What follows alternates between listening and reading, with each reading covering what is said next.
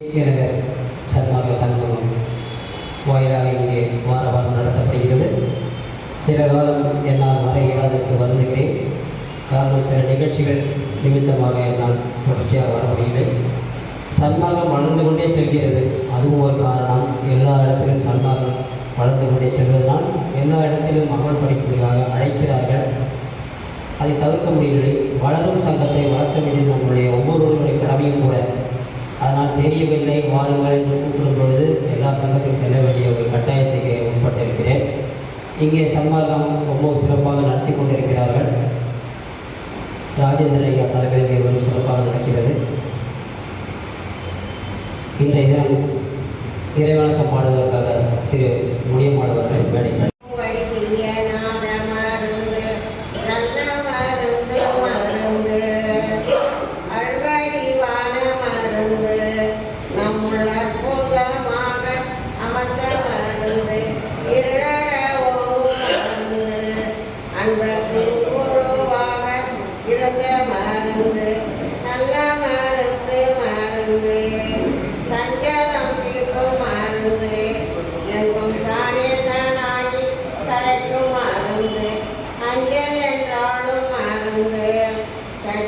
ஆனந்தமாக அமர்ந்த மருந்து, நல்ல மருந்து மருந்து, வித்தகமான மருந்து, சதுவேத முடிவில் விளங்கும் மருந்து, தத்துவாதீத மருந்து, என்னை தானாக்கி கொண்ட தயாட மருந்து, நல்ல மருந்து மருந்து, பிறப்பை ஒழிக்கும் மருந்து, யாருக்கும் பேசப்படாத பெரிய மருந்து, இறப்பை தவிர்க்கும் மருந்து, என்னுள் என்றும் அதிர்விட்டு இணைக்கும் மருந்து, நல்ல மருந்து மருந்து, நானாது வாங்கும் மருந்து, பரனான வேளையில் நடிக்கும் மருந்து, மோன வடிவ மருந்து, இவன் முத்தருடத்தை முடிக்கும் மருந்து, நல்ல மருந்து மருந்து, சோகம் நல்கும் வைத்தியநாத மருந்து. இந்த வணக்கத்தை தெரிவித்துக் கொண்டு அடுத்தபடியாக விண்ணப்பம் வாசிப்பதற்காக திரு இளவரசன் ஐயா அவர்கள் மேடைகள் எல்லாருடைய அருட்பெருஞ்சோதி அற்புத கடவுளே, இது தொடங்கி எக்காலத்தும் சுத்த சன்மார்க்கத்தில் முக்கிய தடைகளாகிய சமயங்கள், மதங்கள், மார்க்கங்கள் என்பவற்றில் ஆச்சார சங்கல்ப விகற்பங்களும் வருணம், ஆசிரமம் முதலிய உலகாச்சார சங்கல்ப விகற்பங்களும் எங்கள் மனதில் பற்றாத வண்ணம் அருள் செய்தல் வேண்டும். சுத்த சன்மார்க்கத்தில் முக்கிய லட்சியமாகிய ஆண்மையிலேய ஒருமைப்பாட்டு உரிமை எங்களுக்குள் எக்காலத்தும் எவ்விடத்தும் எவ்விதத்தும் எவ்வளவும் விலகாமல் நிறைந்து விளங்க செய்வித்து அருளல் வேண்டும். எல்லாமாகிய தனிப்பெரும் தலைமை அருட்பெரும் ஜோதி ஆண்டவரே, தேவரே, திருவருட் பெரும் கருணைக்கு வந்தனம் வந்தனம். அடுத்தபடியாக உடனடிப்பதை வாசிப்பதற்காக சிவபிரகாசம் ஐயா அவர்களை வேண்டிக்கிறேன். ஜீவகாரணத்திற்கு முக்கியமான லட்சியம் எது எனில், ஆன்மாக்கள் எல்லாம் இயற்கை உண்மை ஏக தேசங்களாயும் இயற்கை விளக்கமாக அருள் அறிவிப்புகளாக விளங்குவதற்கு ஒற்றுமை உறவை இடவர்களாயும் இருக்கின்றன என்றும், அந்த ஆன்மாக்கள் ஜீவர்களாகி அதிகரிப்பதற்கு பூத காரிய தியாகங்களே உண்மையாக இருக்கின்றன என்றும், அந்த தியாகங்களில் ஆன்மாக்கள் ஜீவர்களாகி அதிகாரியாவிடில் ஆன்ம விளக்கம் மறைவிடும் என்றும், அதனால் அருள் விளக்கம் வெளிப்படாதென்றும், அப்போது மூலம் உண்டாகும் என்றும், அதுவே ஆன்மாக்களுக்கு பந்தமாகும் என்றும், அது பற்றி அவசியம் பூதகாரிய தியாகம் வேண்டும் என்றும், பூதகாரிய தியாகங்களுக்கு மாயை முதற் காரணமாதலால் அந்த மாயை விகற்ப ஜாலங்களாகிய பசி, தாகம், பிணி, இச்சை, எரிமை, பயம், கொலை என்பவர்கள் அந்த தியாகங்களுக்கு அடிக்கடி அபாயங்கள் நேரிடும் என்றும் அப்படி அபாயங்கள் நேரிடாமல் கரணேந்திரிய சகாயங்களை பெற்ற தாம் அறிவை கொண்டு சர்வ ஜாக்கிரதையோடு முயற்சி செய்து தடுத்து கொள்வதற்கரிய சுதந்திரம் ஜீவருக்கு அருளால் கொடுக்கப்பட்டதென்றும் அந்த சுதந்திரத்தை கொண்டு ஜீவர்கள் எல்லாம் தியாகங்களிலிருந்து அபாயங்கள் நீக்கி ஆன்ம லாபத்தை பெறுவதற்கு முயற்சி செய்ய கடவர் என்றும் உள்வகையாலும் அஜாக்கிரதையாலும் பசி தாகம் பிணி இச்சை எளிமை பயம் கொலை என்பவர்களால் ஒரு அபாயங்களை நிவர்த்தி செய்து கொள்ள மாட்டாமல் வருகின்ற ஜீவர்கள் விஷயத்தில் அவர்களை நிவர்த்தி செய்விக்க தக்க சுதந்திரம் உள்ள ஜீவர்கள் காரணத்தால் நிவர்த்தி செய்ய வேண்டும் அறிய வேண்டும். சிவபிரகாசம் ஐயா அவர்களுக்கு சங்கம் சார்பாக வணக்கத்தை தெரிவித்துக் கொண்டு இன்றைய தினம் சிறப்பு சொற்பொழிவு ஆற்றுவதற்காக திரு எஸ் சரவணகுமார் ஐயா அவர்கள் இங்கே வருகை தந்திருக்கிறார். செங்கல்பட்டு சன்மார்க்க சங்கம் செயலராக பணியாற்றிக் கொண்டிருக்கிறார். அவரை வருக வருக என்று மேடைக்கு அழைக்கிறோம்.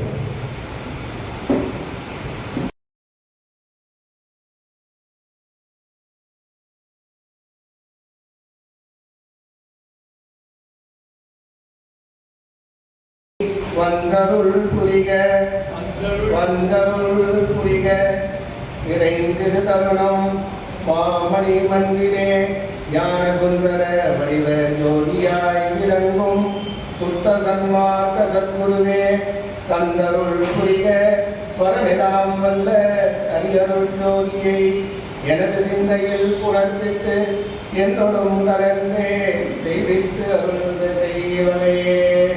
அருட்பெருஞ்சோதி அருட்பெருஞ்சோதி தனிப்பெரும் கருணை அருட்பெருஞ்சோதி. இன்றைய தினம் மிக சிறந்த நன்னாள். எனக்கு இந்த சங்கத்தில் பேசுவதற்கு வாய்ப்பளித்த இந்த KK நகர் சன்மார்க்க சங்கத்தினரை நான் வணங்குகின்றேன். இன்றைய தினம் 628வது வார சொற்பொழிவு. ஒவ்வொரு வாரமும் அழகாக இந்த சொற்பொழிவை இங்கு நடத்தி கொண்டிருக்கிறார்கள். சென்ற வாரம் கூட இந்த மழை எவ்வளவு பெய்தாலும் நம்ம ஜூம் மீட்டிங்கில் இந்த சிறப்பாக இந்த சொற்பொழிவை நம்ம நடத்தி கொண்டிருக்கிறோம். இதில் எப்படி நம்ம நேராக வருகிறார்களோ அதே போலவே ஜூம் மீட்டிங்கில் அவ்வளவு பேரை கலந்து கொண்டு சிறப்பிக்கிறார்கள் இந்த நிகழ்ச்சியை. எனக்கு இந்த தினம் கொடுத்திருக்கிற தலைப்பு வள்ளலார் வகுத்த நெறி. அதாவது எல்லாருக்கும் தெரியும், இதுல 3 விஷயம் இருக்கு. வள்ளலார் வகுத்தல் நெறி. இந்த என்ன இந்த வள்ளலார் என்பவர் யார், என்ன அவர் வகுக்கின்றார், அதோடைய நெறி என்ன என்பதை பற்றி நம்ம இங்க பார்க்கலாம். அதாவது வகுத்தல் என்பது என்னன்னா, இதை நம்ம ஒரு வழிமுறை செய்யறது அப்படின்னு. நெறி என்பது ஒரு வழி மார்க்கம். இந்த நெறி அதை எப்படி நம்ம செய்யறது அப்படின்ற விஷயம் எல்லாருக்கும் தெரியும். என்ன மாதிரியான வழிகாட்டு நெறியாக உள்ளது அப்படின்னு. அதாவது இந்த நெறி சுத்த சன்மார்க்க நெறியை வள்ளல் பெருமான் கொடுக்கின்றாரு. அதை வகுக்கிறார். அதாவது சாதாரண சொல்லிட்டோம்னா அதை நம்ம செய்யலாம் செய்ய வேண்டி விட்டுடலாம். ஆனால் வகுத்து கொடுக்கிறதா அதை நாம் கடைபிடிக்க வேண்டும் எல்லோரும் என்ற முறையில தான் அவர் ஒரு சுத்த சன்மார்க்க நெறியை கொண்டு நமக்கு கொடுக்கின்றாரு. அந்த நெறி தான் மிக சிறந்த நெறியாக இருக்கின்றது. இப்போது அதுல முதல்ல வள்ளல் பெருமான் யார் என்பதை நம்ம சொல்றோம். அவருடைய எல்லாருக்கும் தெரியும். இருந்தாலும் புதுசா சில பேர் வந்திருந்தாங்கன்னா அவர்களுக்காக நான் வள்ளல் பெருமான் யார் என்பதை மட்டும் சொல்லிக்கொள்ள விரும்புகின்றேன். வள்ளலார் யார்? வள்ளல் பெருமான் 1823ஆம் வருடம் சிதம்பரத்துக்கு அருகில் உள்ள ஒரு சிற்றூர் மருதூர் என்ற ஊரில் அக்டோபர் 5ஆம் நாள் 1823ஆம் ஆண்டு அவர் பரிவுக்கு விட்டார் இறைவனா. அவருடைய தந்தையார் பெயர் ராமையா பிள்ளை, தாயார் சின்னம்மையார். அவர் 5வது மகனாக அவர் பிறக்கின்றார். அவருடன் பிறந்தவர்கள் 2 சகோதரர்கள். ஒருவர் சபாபதி என்பவர், அவரும் இன்னொருத்தர் பரசுராமன். அதே போல அவரது சகோதரிகள் சுந்தரம் அம்மா ஒருத்தர், இன்னொருத்தர் உண்ணாமலை. இவங்களுக்கு 5வது கூட பிறந்தவங்க. இவங்க முதல்ல ஆரம்பத்தில் ஒரு வருடம் அப்படி நம்ம வளர்ந்து இருக்காரு. அவர் தகப்பனார் அவர் இறந்ததுக்கு பிறகு அவங்க தாயார் நம்ம சென்னைக்கு அவங்களுடைய வந்துடுறாங்க. அதாவது பொன்னேரிக்கு அருகில் இருக்க சின்ன காவலம் என்ற ஊருக்கு வந்துடுறாங்க. அங்கே ஒரு 2 வருடம் இருக்கின்றாங்க. அதற்கு பிறகு நம்ம ஏரி கிணறு இருக்கு இல்லையா, வள்ளலார் நகர் என்று பெயர் இருக்கிற அந்த வள்ளலார் நகருக்கு ஐயா வருகின்றாரு.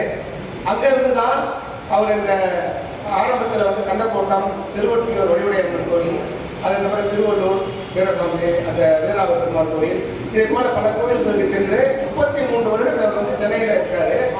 அப்போதான் இந்த நிறைய பாடல்களை அந்த தெய்வமணி மாலையிலிருந்து திருவொற்றியூர் கோயில் இது போல பல பாடல்களை இயற்றிருக்கார். அப்போ சமயமலை சார்ந்து மற்ற கோயில்களுக்கெல்லாம் சென்று அவர் வழிபாடு செய்து வச்சிருக்காரு. அதற்கு பிறகு அவர் 9 வருடம் கருமொழிக்கு சென்றுட்டார். அவர் 1858 முதல் 1867 வரை நம்ம கருமொழியில் இருக்காரு. அந்த நேரத்தில் தான் நம்ம தர்மசாலையை அவர் அங்கே உருவாக்கிருக்காரு 1867ஆம் ஆண்டு. அதற்கு பிறகு அங்கிருந்து மேட்டுக்குப்பத்துக்கு செல்கிறார். மேட்டுக்குப்பத்துக்கு 1870 1874 சித்தி அடையும் வரை சித்தி வராமல் கூட மேட்டுக்குப்பத்துக்கு செல்றார். அந்த இடத்துல இருக்கும்போது தான் 1871 ஞான சபையை ஆரம்பிக்கின்றார். 1872ஆம் வருடம் அதை துவக்கின்றார் அந்த ஞான சபையை பணியை தைப்பூச நன்னாளில். அதற்கு பிறகு 1873 அவர் வள்ளல் பெருமான் நம்ம பேருபதேசம் என்கிற உபதேசத்தை சித்தி வளாகத்தில் அவர் கொடுக்குறாரு. அதுதான் சிறப்பான ஒரு, அதாவது அவர் இறுதியாக சித்தி அடைவதற்கு முன்னால் அவர் சொன்ன நம்ம சொற்பொழி இருக்குன்னா அந்த பேருபதேசம் தான் மகா உபதேசம் என்று சொல்லப்படும் பேருபதேசம். அதற்கு பிறகு 30/3/1874 ஐயா எல்லாத்துக்கும் சித்தி அடைஞ்சிருக்காரு. அப்போ இந்த குறுகிய காலத்துக்குள்ள வள்ளல் பெருமான் மொத்தத்தையும் சொல்லிடுறாரு.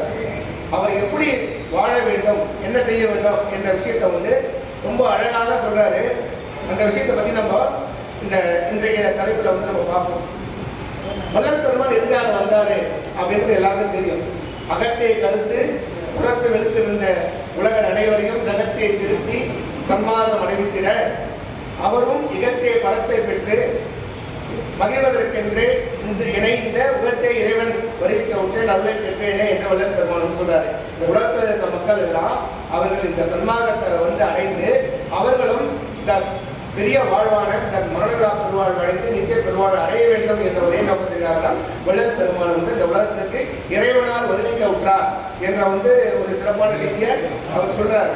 அதுக்கப்புறம் வள்ளல் பெருமான் எப்படிப்பட்டவர்னா அவர் பல விஷயங்களை பன்முக ஞானம் பெற்றவராக வள்ளல் பெருமான் விளங்குகின்றார். எப்படின்னா அவர் நூலாசிரியராக இருக்காரு, உரையாசிரியராக இருக்காரு, பதிப்பாசிரியராக இருக்காரு, பத்திரிகை ஆசிரியராக இருக்காரு, போதகாசிரியராக இருக்காரு, அருட்கவிஞராக இருக்காரு, அருள் ஞானியா இருக்காரு, உத்தம புருஷா இருக்காரு. முத்தகை சித்தி பெற்ற ஒரே மகான் யார் என்ற வள்ளல் பெருமான் ஒருவர் தான்.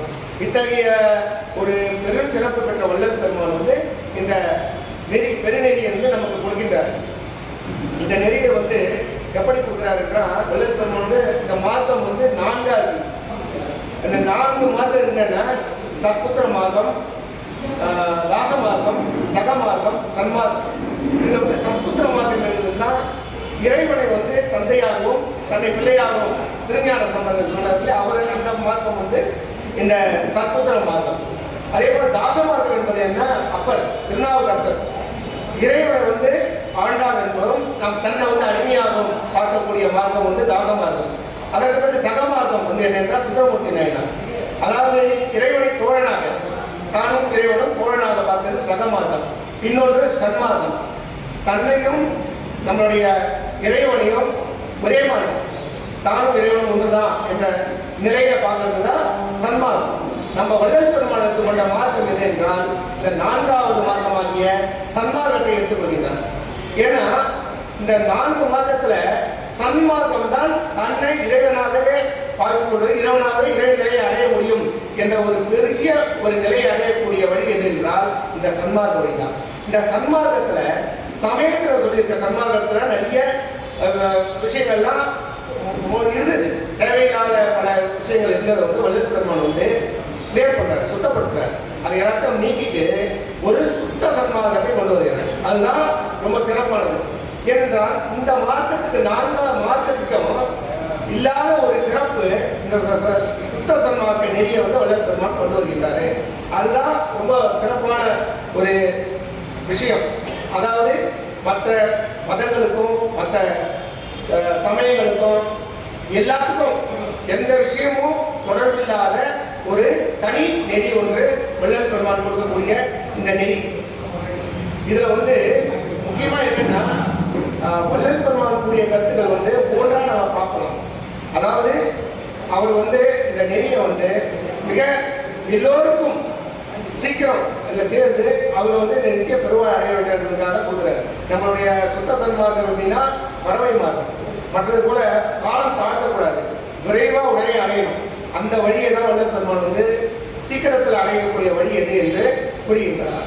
அதாவது மற்ற மார்க்கத்துக்கும் எதுக்கு என்ன வித்தியாசம்னா, மற்றவர்கள் இங்கே அவர்கள் அடைந்த நிலை வேறு, வள்ளல் பெருமான் அடைந்த நிலை வேறு. அவர்கள் அவங்க தான் வரைக்கும் பார்த்துக்கிட்டு மற்றவங்க எப்படி இருந்தாலும் இவங்க வரைக்கும் முக்தி அடைந்தா போதும் அப்படின்ற நிலையில இருந்தாங்க. ஆனால் வள்ளல் பெருமான் தான் அடைந்த நிலையை மற்றவர்களும் அடைய வேண்டும் என்றுதான் நினைத்து அவர் இந்த நெறியை மக்களுக்கு பரப்புகின்றார்.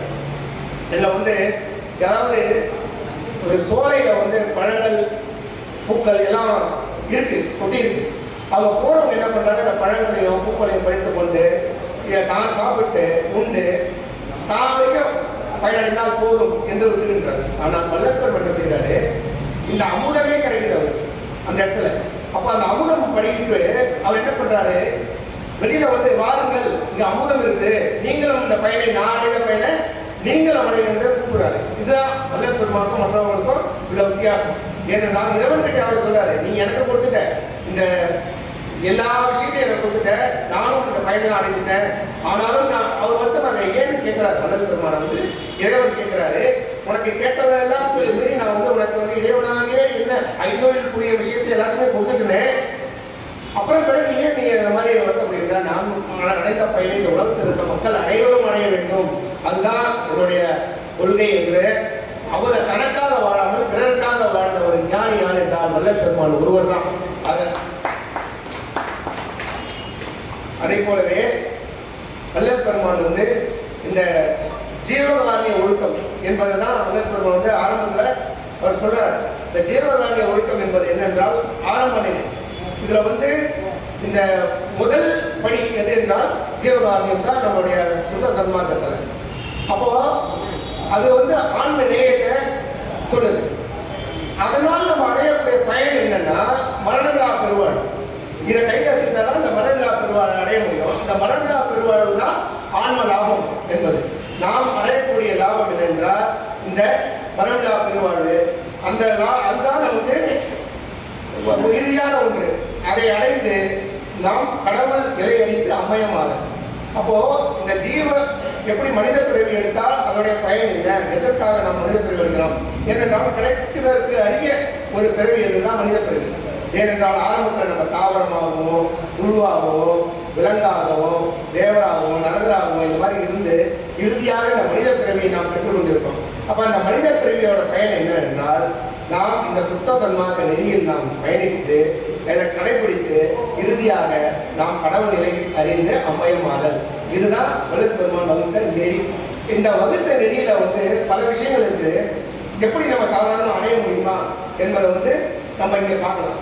அதாவது அவர் சொல்லக்கூடிய கருத்துக்கள் என்னன்னா, வள்ளல் பெருமான் சொல்றாரு, ஜீவகாரிய ஒழுக்கம் ஒன்றுதான் இதுல முக்கியமான விஷயம்.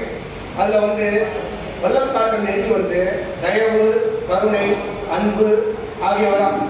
இந்த ஜீவகாரிய ஒழுக்கம் என்னன்னா, எதற்காக நாம் ஜீவகாரியம் செய்ய வேண்டும், இந்த இறைநிலை அடைவதற்கு அருள், இறைவனுடைய அருளை பெற வேண்டும். இந்த இறைவன் அருளை எப்படி நம்ம பெறுறது அப்படின்னா, ஜீவகாரியத்தின் மூலியமா மட்டும்தான் இறைவன் அருளை பெற வேண்டும், மற்ற எதிரியாலும் பெற முடியாது என்று சொல்றாங்க. அப்போ இந்த அருளை அடைவதற்கு என்ன வழி என்றால், நாம் இறைவனிடம் அன்பையும் நாம் உயிரிடம் பக்தியை செலுத்தணும். மற்ற விஷயத்துல என்ன, கடவுள்கிட்ட பக்தியை செலுத்துங்கன்னு சொல்லுவாங்க இல்லையா? ஆனால் சுத்த சன்மார்க்கத்துல பக்தி யாருக்கு செலுத்தணும்னா, நம் மனிதர்களுக்கு பக்தியை செலுத்துங்கள், இறைவனிடம் அன்பை காட்டுங்கள் அப்படின்னு தான் வள்ளல் பெருமான். அப்போ ஏன் அதை சொல்றாங்கன்னா, ஜீவகாரணமே மோட்ச விட்டி திறவுகோல். இப்போ நான் 3 பேர் போறாங்க, ஒரு இலக்கை நோக்கி போயிடுறாங்க. அந்த மாடியில 3வது மாடி இல்ல 3வது மாடிக்கு செல்ல வேண்டும். அப்படி செல்லணும்னா என்ன பண்ணுறாங்க, 30 மாடி போயிடுறாங்க. போனால் அந்த ரூமில் சாவி எடுத்து மறந்துடுறாங்க. மறந்துட்டாங்க, என்ன பண்ணணும், திரும்பி 30 இறங்கி சாவி எடுத்து தான் போயாகும். ஆனால் ஒருவர் மட்டும் தான் அந்த சாவி எடுத்து போய் அந்த அறையை திறந்து உள்ளே சென்றார். அவர் யாருன்னா நம்ம வள்ளல் பெருமான் ஒருவர் தான். அந்த சாவி தான் ஜீவகாருண்யம். அந்த கையில் அந்த ஜீவகாருண்யம் என்ற அந்த திறவுகோலை எடுத்துக்கொண்டு தான் நான் அந்த மோட்ச வீட்டை வந்து நாம் திறக்க முடியுமே தவிர வேறு எதனாலே நம்ம முடியாது. அதனால வள்ளல் பெருமான் கூறிய அந்த ஜீவகாருண்யம் வந்து நம்ம பயணிக்கணும். அதை எப்படி செய்யணும், எதை செய்யணும், எதை செய்யக்கூடாது என்ற ஒரு 3 பிரிவாக ஜீவகாருண்யத்தை வள்ளல் பெருமான் வகுத்திருக்கிறாரு. அது மிக சிறப்பாக ஒவ்வொரு விஷயத்தை வந்து நம்ம சொல்லணும்னா இங்கே நேரம் கிடையாது. ஆனால் வள்ளல் பெருமான் கூடிய அந்த ஜீவகாருண்ய விஷயத்தை வந்து ஒரு சில சிறு குறிப்புகள் மட்டும் நம்ம சொல்லிட்டு அடுத்த நிலைக்கு நம்ம செல்லலாம். அதாவது ஜீவகாருண்யம் என்பது என்னன்னா, பிற உயிர்கள் துன்பப்படும் போது அந்த உயிர்களுக்கு நாம் அந்த துன்பத்தை நீக்க வேண்டும். அதாவது ஆதாரம் இல்லாத ஏழைகள் இருக்கும்போது அவர்கள் பசியாற்றிருக்க வேண்டும். நேரிட்ட போது அந்த ஜீவர்களுக்கு நாம் அந்த ஆதாரத்தையும் பசியும் கொடுத்து வினியும் நம்ம கொடுக்கணும். என்ன நல்ல விஷயம் சொல்றாரு, பசியும் கொலையும் வந்து பரஜீவகாரம். அபரஜீவகாரம் என்பது வினி, தாகம், இச்சை, எளிமை, மற்ற விஷயங்கள்லாம் இருக்குதுன்னா அதெல்லாம் வந்து நம்ம அபரஜீவகாரம். இந்த 2 ஜீவகாரம் முக்கியமானது வந்து பசியும் கொலையும். ஒரு உயிர் துன்பப்பட்டு இறக்கும் தருவாய் என்பது அதை காப்பாற்றுவதற்கு நாம் முயற்சிக்கணும். அதே போல ஆகாரம் இல்லாமல் துன்பப்படும் போது அந்த ஆகாரத்தை கொடுத்து இந்த துன்பத்தை வந்து நாம் நீக்குவது தான் இந்த ஜீவகாருண்ய பணி. இந்த ஜீவகாரத்தை வந்து ஒவ்வொரு நம்ம சன்மார்க்கத்தில் உள்ளவர்களும் கடைபிடித்து இந்த விஷயத்துல வந்து நாம் சிறப்பாக பயணிக்கணும் என்பதை சொல்றேன். ஏன்னா இது ஒண்ணுதான் முக்கியமான நம்ம கிரைட்டீரியா. இதுல ஆரம்பிச்சுதான் அடுத்தடுத்த விஷயத்துக்கு நம்ம வள்ளல் பெருமான் நம்மளை எடுத்துட்டு போறாரு. எப்படின்னா இதுக்கப்புறம் வந்து 4 விஷயங்கள் சொல்றாரு. ஒன்று முக்கியமானது வந்து ஒழுக்கத்துல சேர்க்கிறார் ஜீவகாருண்யத்தை. முக்கியமா அதை யாரும் எடுத்து சொல்லுது, நம்ம திருவள்ளுவர் கூட சொல்றாரு, ஒழுக்கம் விழுப்பம் தரலாம், ஒழுக்கம் உயிரினம் உணவப்படும். ஆனால் நம்ம ஒழுக்கம் எப்படி இருக்க வேண்டும் என்பதை வந்து செயல்படுத்தி காட்டி இருந்தவர் வந்து நம்ம வள்ளல் பெருமான் ஒருவர்தான் செயல்படுத்தி காட்டிட்டாரு, வாழ்ந்து காட்டிட்டாரு. நமக்கு நம்ம லைவா வந்து பார்க்கறது அவர் எப்படி இருக்க வேண்டும் ஒழுக்கத்தில் சொல்லி காமிச்சு அவர் வாழ்ந்து காட்டிய நெறிமுறையை நமக்கும் கொடுத்து இதை போல நீங்களும் வாழ்ந்து என்னுடைய நான் அடைந்த பயனை அடையலாம் என்ற விஷயத்தை வந்து வள்ளல் பெருமான் அழகாக சொல்றாரு. அந்த அது வந்து 4 புருஷார்த்தங்கள் இதற்கு. என்னென்ன புருஷார்த்தங்கள்னு பார்த்தீங்கன்னா, ஒன்று அது வந்து ஏமசித்தி, இன்னொன்று சாதா கல்வி, அடுத்தது தத்துவ நிகிரகம், 4வது கடவுள் நிலை அறிந்து அம்மையமார். இந்த 4 புருஷார்த்தங்கள். இந்த 4 புருஷார்த்தங்களை எப்படி அடைவது என்றால் அதற்கு 4 ஒழுக்கங்களை வள்ளல் பெருமான் சொல்கிறார். என்னென்ன ஒழுக்கம்? இந்திரிய ஒழுக்கம், கரண ஒழுக்கம், ஜீவ ஒழுக்கம், ஆன்ம ஒழுக்கம் என்ற 4 ஒழுக்கங்களை வந்து வள்ளல் பெருமான் வந்து சொல்றாரு. இந்த 4 ஒழுக்கம் ஏதாவது வள்ளல் பெருமான் வரிசையா ஒவ்வொன்றா இந்த நெறியை வந்து எப்படி நாம் அடைவது என்பதற்காக வந்து ஒவ்வொன்றா நம்ம பார்க்கணும். ஆரம்பத்துல முதல்ல வந்து ஜீவகாருண்ய ஒழுக்கம், அடுத்தது வந்து இந்த 4 புருஷார்த்தங்கள். அந்த 4 புருஷார்த்தங்களை நாம் அடைவதற்கான வழிகள் 4 ஒழுக்கங்கள். இந்த 4 ஒழுக்கங்கள்ல நம்ம ஃபுல்லா மொத்தம் பார்க்க முடியாது, அதனால கொஞ்சம் கொஞ்சமா நம்ம பார்க்கலாம் சில விஷயம் மட்டும். அதாவது என்னன்னா, அந்த கரண ஒழுக்கம் என்னன்னா, கண், மூக்கு, நம்ம காது, வாய், மெய், இந்த 5 புலன் இருக்கீங்களா, இதுல நம் ஒழுக்கம் செலுத்த வேண்டும். இதுல வந்து தவறு செய்யக்கூடாது, இதை கட்டுப்படுத்த வேண்டும். ஒவ்வொரு சன்மார்க்கிகளும் இந்த விஷயங்களை வந்து நம்ம முக்கியத்துவம் கொடுக்க வேண்டும். அது எப்படின்னா, கண்ணுனா பூரமாக பார்க்கக்கூடாது. கண்ணுல எந்த பார்வை வந்து தாழ்த்தி கொள்ள வேண்டும், சாதாரண பார்வைதான் பார்க்க வேண்டும். உழைச்சி பார்க்கறது, அடிச்சு பார்க்கறது, பூர்வமா பார்க்கக்கூடாது. அதே போல சுகந்தம் விரும்பாமல் இருக்கணும் மூக்குல, சுவை விரும்பாமல் இருக்கணும் நாக்குல. அதே போல ருசி விரும்பக்கூடாது, மெய்யில் அசுத்த பரிசு இல்லாத இருக்க வேண்டும். அதை வாயில வந்து இன்சொல் ஆடல், நம்ம வந்து கெட்ட வார்த்தைகளை மற்ற கடுமையான வார்த்தைகளை பேசாம இன்சொல் ஆடல், பொய் சொல்லாதீர்கள், கையில வந்து நன்முயற்சியா கொடுத்தல், அந்த விஷயத்தை செய்யணும். சஞ்சரிக்கும் காலத்துல வந்து நாம அந்த கவசம் தரித்தல், வெளியில போகும்போது காலுக்கு, இது போல ஒவ்வொரு விஷயத்தையும் வந்து யாரும் சொல்லாத விஷயத்தை வள்ளல் பெருமான் ஒவ்வொன்றா சொல்றாரு. எந்தெந்த விஷயத்தை நம்ம கடைபிடிக்க வேண்டும் ஆரம்பத்துல இருந்து. அதே போல கரண ஒழுக்கம் என்பது என்னன்னா, மனம், புத்தி, சித்தம், அகங்காரம், இந்த 4 விஷயம் இருக்குல்ல, அந்த மனத்தை வந்து நாம் சித்தவை கண்ணை வைத்து இதுல வந்து இறைவனை வந்து நாம தினந்தோறும் நாம் காலையில் இருந்தோம் மாலையிலேயும் இறைவியில் நம்ம நிலையிலேயே அவனுடைய எண்ணமாகவே இருக்க வேண்டும். அதற்கு வந்து நம்ம கரண ஒழுக்கத்தை நாம் மேற்கொள்ள வேண்டும். ஜீவ ஒழுக்கம் என்பது என்னன்னா மனிதனை மனிதர்களுக்கு மனிதர் வந்து ஜீவனை வந்து நம்ம வந்து அவங்களுக்கு வேண்டிய உபகாரம் செய்யணும், உதவி செய்யணும். ஆண் மக்கள் பெண் மக்கள் யாரு, ஆண் மக்கள் யாரு என்ற எந்தவித பேதமும் பார்க்கக்கூடாது. உயர்வு தாழ்வு, ஆசிரமம், ஜாதி, மதம், சூத்திரம், கோத்திரம் போன்ற எந்த விஷயத்தையும் வந்து நம்ம எடுத்துக்கொள்ளாம எல்லாரும் ஒன்றுதான், நாம் எல்லோரும் சகோதர சகோதரிகள் என்ற உணர்வுடன் இருக்க வேண்டும். இதுதான் ஜீவ ஒழுக்கம். இதற்கு மேலேயும் ஆண் ஒழுக்கத்தை எப்படி வளர்ப்பெருமான் பேசுகிறார். ஏனென்றால் இந்த உலகத்தில் எல்லோரும் வெறும் மனிதநேயத்தை மட்டும் பேசிக்கொண்டு இருக்கும் போது வள்ளல் பெருமான் ஒருவர் தான் ஆண்மை நேயத்தை பற்றி பேசுறார். ஆண்மை நேயம் என்பது என்ன என்றால் இந்த எறும்பு முதல் யானை வரை எல்லாவற்றிலும் ஆன்மா உள்ளது. அந்த ஆன்மாவை இந்த ஆன்மா ஒன்றுதான், அந்த ஆன்மா ஒன்றுதான், அதனால எந்த உயிரையும் நாம் ஈடுபடுத்தக்கூடாது என்ற விஷயத்தை வந்து சொல்வதுதான் ஆண்மை நேயம். இந்த ஒரு விஷயத்தை வந்து வள்ளல் பெருமான் சொல்றாரு. அதற்கு பிறகு அடுத்தது என்னன்னா நித்திய கர்ம விதியை சொல்றாரு. ஒவ்வொன்றா சொல்றாரு. இதுதான் ஒரு வகுத்த நெறிகள். அந்த நித்திய கர்ம விதியில் என்ன சொல்றாருன்னா மூன்றாவது பிரிக்கிறார் வள்ளல் பெருமான். சாதாரண விதி, பொது விதி, சிறப்பு விதி என்ற மூன்றா பிரிச்சு ஒவ்வொரு சொல்றாரு. ஆரம்ப நிலையில இருக்காங்க வருவாங்க, அவங்களுக்கு என்னன்னா எடுத்த உடனே நீங்க மேல்நிலையில சொன்னாங்கன்னா முடியாது.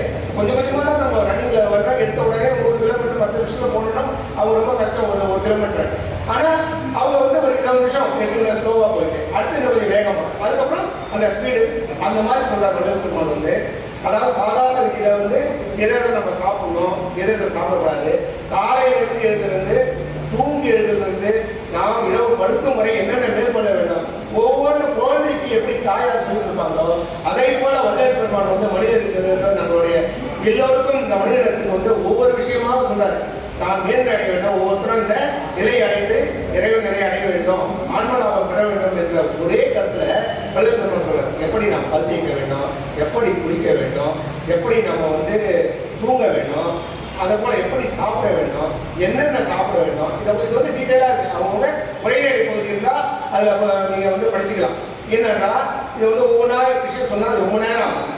அதனால மேலோட்டமாக நான் சொல்லிட்டு போகிறேன். இந்த நித்திய கர்ம விதியில் வந்து அதே போல பொது விதி என்பது இன்னும் கொஞ்சம் சிறப்பாக காலையில் எழுந்த உடனே எத்தனை மணிக்கு எழுந்து விடணும், சூரிய உதயத்துக்கு முன்னாடி 2 மணி நேரத்துக்கு முன்னாடி எழுந்துக்கணும், எழுந்து என்ன இறை சிந்தனையில் இருக்கணும், இதற்கு பிறகு என்ன நம்ம உப்புட்டு சோழனத்தை நம்ம வந்து சாப்பிடணும், இந்த உப்புட்டு சோழனை எப்படி சாப்பிடணும், எந்த விதத்தில் சாப்பிடணும், அதில் என்னென்ன இருக்கு அந்த விஷயத்தில் கரிசலாங்கண்ணி, தூதுவலை, முசுமுசுக்கை ஆகிய 3 சேர்த்து, சீரகத்தை சேர்த்து, பால் சேர்த்து, அது போல பல விஷயங்கள் வந்து சின்ன சின்ன விஷயத்தை அப்படியே எதுவுமே சொல்லிக்கிறார் வள்ளல் பெருமான்.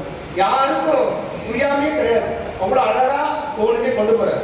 அதே போலவே அடுத்தது என்ன பண்ணணும், அடுத்தது எப்படி சாப்பிடணும், காலையில உணவு அந்த வாழைப்பழம் அல்லது நாட்டு சர்க்கரை சேர்த்து சாப்பிடணும் காலை உணவாக. இதை வந்து மதியானம் 12 மணிக்கு சாப்பிடணும், இரவு 8 மணிக்கு அதில் வந்து பாதி தான் சாப்பிடணும். நம்ம மதியானம் எவ்வளோ வந்து சாப்பிடணுமோ அதே அரை தான் சாப்பிடணும், அதில் பாதி தான் இரவு சாப்பிடணும்.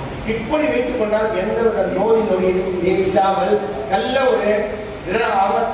ஒரு நிலைமையில வந்து நம்ம உடம்பு வச்சுக்கலாம், எந்த வித நோய் இல்லாமல் நம்ம வாழலாம் என்ற வள்ளல் பெருமான் வந்து சொல்றாரு. அழகா சொல்றாரு இந்த நித்திய கர்ம விதி. இதற்கடுத்து மேல வந்து ஒரு சிறப்பு விதியை சொல்றாரு. சன்மார்க்கத்துல வந்து கொஞ்சம் ஆரம்ப நிலையை கடைபிடிச்சு கொஞ்சம் வரும்போது நம்ம அதுக்கப்புறம் ஒரு சாத்தியம் நிலைக்கு போகணும். அதற்கு என்ன சாத்திய நிலைக்கு போகிறது என்னன்னா சாதக நிலையை நமக்கு முதல்ல வேணும். அப்ப சாதகன்னா வந்து பயிற்சி பெறுவது. நம்ம எல்லாரும் வந்து சன்மார்க்கத்தில் சாதக நிலையில தான் யாரும் இருக்கு, சாத்திய நிலையை போனது கிடையாது. அப்போ நம்ம எல்லாம் பேசும்போது என்ன சொல்றாங்க, எல்லாம் நம்ம சாத்திய நிலை அந்த மாதிரி இதை விட்டுருங்க அதை விட்டுருங்க இதை செய்யாதுங்க செய்யாது எவ்வளவு பேர் அது மாதிரி இருந்து ஒன்றும் இல்லாமல் போயிட்டாங்க. அப்போ நம்ம நிலையை நம்ம அறிஞ்சு நம்ம எந்த விதத்தில் நம்ம இருக்கணும் அப்படின்னு விளையாட்டு சொல்றாரு. அப்போ நம்ம இருக்கிறது நம்ம என்ன நிலையில இருக்கிறோம், சாதகர்கள்னா நம்ம இந்த நிலையில பரீட்சையில நம்ம போயிட்டு இருக்கோங்க. அப்போ அவங்களுக்குரிய விஷயத்த சொல்றாரு. அப்பதான் நம்ம எளிமையா, ஏன்னா நம்ம சாப்பிடாமையும் தூங்காமையும் தண்ணி குடிக்காமையும் எதுவுமே நம்மளால இருக்க முடியாது. நம்மளுடைய உடல் அப்படிப்பட்ட உடல். அப்போ இதை கொஞ்சம் கொஞ்சமா நம்ம மாற்றி வேதித்து கொள்ள வேண்டும். அந்த பக்குவ நிலையை அடையும் போதுதான் நம்ம சாத்தியங்களாக. அந்த சாத்திய நிலையை அடைந்த பிறகுதான் வள்ளல் பெருமான் அடைந்த நிலையை அடைவதற்கு நாம் முயற்சி செய்ய வேண்டும். அது வரைக்கும் நம்ம இதிலிருந்து கொஞ்சம் படிப்படியாக அதை மாற்றிக்கொள்ள வேண்டும். ஆனா அதை எந்த விதத்திலையும் எப்படின்னா ஒரு நிலைக்கு நம்ம அந்த சன்மார்க்கத்தை உள்ள நுழைஞ்ச உடனே இதை வள்ளல் பெருமான் கூறிய விஷயங்கள் எல்லாம் நம்ம வந்து படிக்க வேண்டும், தெரிஞ்சுக்க வேண்டும், புரிஞ்சிக்க வேண்டும். இதில் நம்ம முயற்சி மேற்கொள்ள வேண்டும். ஒவ்வொன்றா இது வந்து ரொம்ப சிறப்பான ஒரு மார்க்கம் வந்து நம்ம வள்ளல் பெருமான் கூறிய சுத்த சன்மார்க்கம். எல்லா மதத்துக்கும், எல்லா ஜாதியினருக்கும், எல்லா சமயத்தாருக்கும், எல்லா நாட்டினருக்கும், எல்லா மொழி பேசுபவர்களுக்கும், எல்லா இனத்தாருக்கும், எல்லாத்துக்கும் ஒரு பொது நெறி எதுதான் இந்த சுத்த சன்மார்க்கம். இது ஒன்றுதான் பொது. இது வந்து அந்நியமானது கிடையாது, எதிர் விரோதமானது கிடையாது. எல்லாத்தையும் ஏற்றுக்கொண்டு அனன்யமான ஒரு மார்க்கம் தான் நம்மளுடைய சுத்த சன்மார்க்கம். பொது நெறி. அதனால நீங்க வேற, நான் வேற, அவங்க வேற, இவங்க வேற என்ற எந்த வேறுபாடும் கிடையாது. எல்லா மதத்தாரும் அவங்க யாரா இருந்தாலும் சரி, எந்த விதத்தாலும் இருந்தாலும் சரி, இங்க வரலாம், இந்த சுத்த சன்மார்க்கத்தை மேற்கொள்ளலாம். இதற்கு உரிய என்ன கிரைட்டீரியா, எலிஜிபிலிட்டி டெஸ்ட் என்னன்னா, முக்கியமா சில விஷயத்தை வளர்ப்பு சொல்றாரு, அதை வந்து மேற்கொள்ள வேண்டும். என்ன? கொலை கொலை தவிர்க்க வேண்டும். முக்கியமா வந்திருக்கவங்க எந்த உயிரையும் கொல்லக்கூடாது, அந்த கொன்ற உயிரை நாம் உண்ணக்கூடாது. இது முக்கியமான கிடைக்கிறது. இரண்டாவது, சமய மத ஜாதி மத பற்றுகள் எல்லாத்தையும் விட்டுட்டு நாம் சுத்த சன்மார்க்கம் என்ற ஒரே நெறியை கடைபிடித்து இறைவன் ஒருவன் தான், அந்த இறைவன் அருட்பெருஞ்சோதி ஆண்டவர், அவரை இப்படி இருப்பார் அப்படி இருப்பார், எந்த உருவ கிடையாது, அவரை தன்னுள்ளேயே நாம் காணலாம் என்ற ஒரு பெருநெறியை சொல்வதுதான் இந்த சுத்த சன்மார்க்க நெறி என்பது. இது யாருனாலும் நம்ம பயன்பட வரலாம், யார் வேணாலும் மேற்கொள்ளலாம். இதுக்கு எந்த வித தடையும் கிடையாது. இங்க நம்ம ஆரம்பத்துல இங்க வந்து ஐயா இளவரசன் ஐயா வந்து விண்ணப்பம் படித்தார் இல்லைங்களா? இதுதான் என்ன படித்தாரு? எல்லாருடைய அருட்பெருஞ்சோதி அற்புத கடவுளே, இது தொடங்கி எக்காலத்தும் சுத்த சன்மார்க்கத்தின் முக்கிய தடைகளாகிய, இதுக்கு தடை என்ன? ஃபர்ஸ்ட் ஒரு தடை, அதாவது ஒரு சுத்தம் பண்ண இருக்கிற குப்பை எல்லாம் உள்ள வெளியில கொண்டு போய் போட்டணும். அதுக்கப்புறம் புதுசாக உள்ள கொண்டு வைக்கணும். இருக்கும் போதே உள்ள கொண்டாந்து திரும்ப வைக்க முடியாது இல்லைங்களா? அதை போல முதல்ல தடையை சொல்றாரு வள்ளல் விண்ணப்பத்துல. தடைகளாகிய சமயங்கள், மதங்கள், மார்க்கங்கள் என்பவற்றில் ஆசார சங்கற்ப விகற்பங்களும் வருணம் ஆசிரமம் முதலிய உலகாச்சார சங்கற்ப விகற்பங்களும் எங்கள் மனதில் பற்றாத வண்ணம் அருள் செய்த வேண்டும். இறைவன்கிட்ட வேண்டிட்டு இதெல்லாம் என்னை பற்றக்கூடாது, இதை விட்டு நான் எல்லாம் வெளியில வரணும், என் ஜாதியா நான் பார்க்கக்கூடாது, என் சமயம் பார்க்கக்கூடாது, அது மாதிரி என் மதம் பார்க்கக்கூடாது, அதுல வரணும் ஆசிரமம், இவன் உயர்ந்தவன் தாழ்ந்தவன், இவன் கீழ் ஜாதி மேல் ஜாதி, எந்த வேறுபாடும் சுத்த சன்மார்க்கம் கிடையாது. அதை நாம் தடை. அப்போ அந்த தடைனா எது வேணும்ன்றாரு? ஆன்மநேய ஒருமைப்பாட்டு உரிமை. அதுதான் நம்ம வள்ளல் பெருமான் கூறியது. எதை எடுக்க வேண்டும், எதை கொள்ள வேண்டும் அப்படி சொல்றாரு இல்லைங்களா? அப்போ ஆன்மநேய ஒருமைப்பாட்டு உரிமை என்பது என்னவென்றால், எல்லா உயிரும் சமம்தான், எல்லாரும் ஆன்மநேயத்தோட நம்ம எல்லா உயிரையும் நேசிக்க வேண்டும், பழக வேண்டும். அந்த உயிருக்கு ஒரு துன்பம் வந்தால் அதை நீக்க வேண்டும், போக்க வேண்டும், அதோட நம்ம இணைந்து இருக்க வேண்டும். இந்த மார்க்கமே வந்து அதாவது ரொம்ப கஷ்டமான மார்க்கம் கிடையாது, எளிமையான மார்க்கம். இதுல வந்து நம்ம எப்படி பயணிக்கணும்னா, முக்கியமா இரக்கம், அன்பு, அந்த கருணை, இந்த விஷயம் தான். இது எல்லாத்தையும் நமக்கு கிடைக்கும், இதனுடைய அருள் நமக்கு கிடைக்கும்ன்றார். இதுல ஏதாவது கஷ்டமா? ஒவ்வொருத்தரையும் இருக்க பார்க்கணும். ஒருத்தரை பார்த்தா சகோதரரை பார்க்கணும், ஒருத்தரை பார்த்தா சகோதரியா பார்க்கணும்.